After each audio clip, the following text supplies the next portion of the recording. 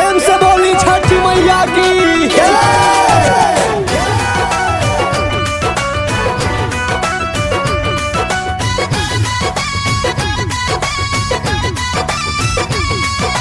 मोहित film production की धमाकेदार प्रस्तुति। सुनिए राजा जी हमार तनी बतिया असो कार्तिक में करब छठ के बरतिया। ए जी सुनिए राजा जी हमार तनी बतिया असो कार्तिक में करब छठ के बरतिया। होते भोर हरिया माई से मांगब हम मांगनावा, होते भोर हरिया माई से मांगब हम मांगनावा। अंगना खिली जइहे होइहे गोदी में लालनावा, अंगना खिली जइहे होइहे गोदी में लालनावा।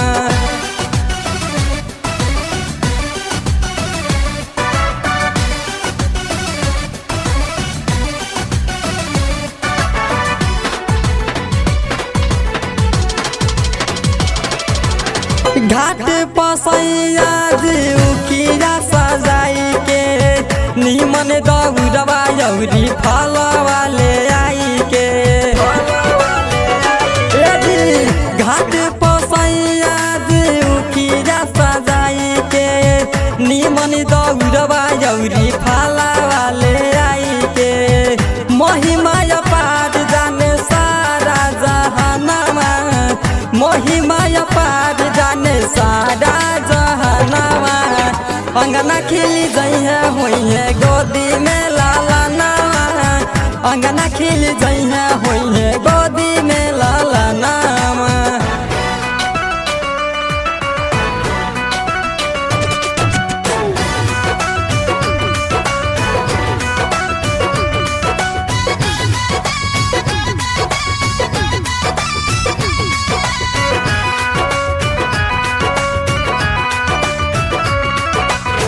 अंगना में राजा जी कोसी हम भराई, बहाती दिया नवा हम राजी लगाई।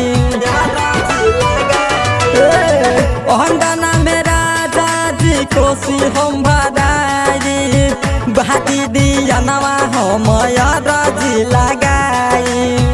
दुआरा पर राजा बाजी 16 हो बजानावा, दुआरा पर राजा बाजी 16 हो बजानावा। अंगना खिली जइहे होइहे गोदी में लालनावा, अंगना खिली जइहे होइहे गोदी में लालनावा।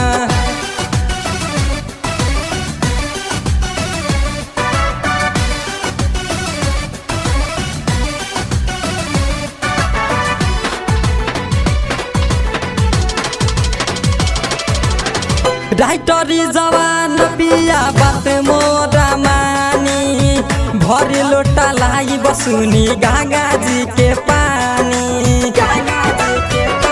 सुनी राइटरी जवान पिया बात मोरा मानी, भरी लोटा लाई बसुनी गंगा जी के पानी। देवर करन देखी गावेले भजनमा, देवरु करन देखी गावेले भजनमा। अंगना खिली जइहे होइहे गोदी में लालनावा, अंगना खिली